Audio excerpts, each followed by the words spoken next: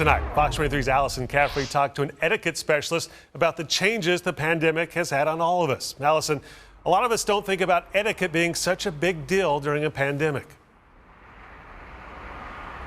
Yeah, Nathan, this specialist told me that one of the big misconceptions about etiquette is that it's just a long list of rules and a big old manual. She says actually it's just showing respect for each other and says we need that right now more than ever.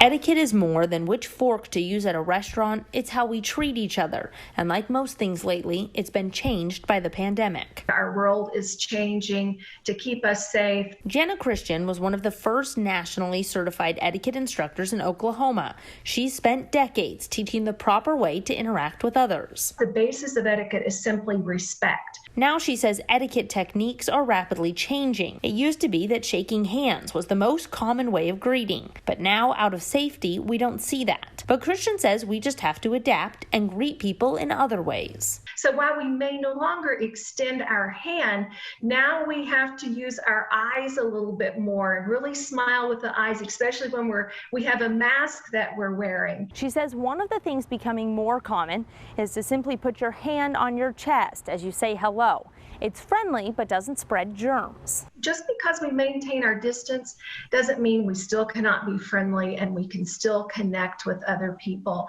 She says that foundation of respect is still the guide going forward, even if that means doing things differently. Previously, we might have opened a door for someone. Now, keeping social distance in mind might prevent that. If it puts you in a position where proximity is then challenged, we're going to just go back to open the door yourself. Safety is first in our world. We're seeing that across the board. She says things are still changing as we learn more about the virus, but eventually we'll figure out what etiquette looks like in this world. Christian told me she thinks some of these changes are going to be permanent, like not handing out business cards so that we don't spread germs.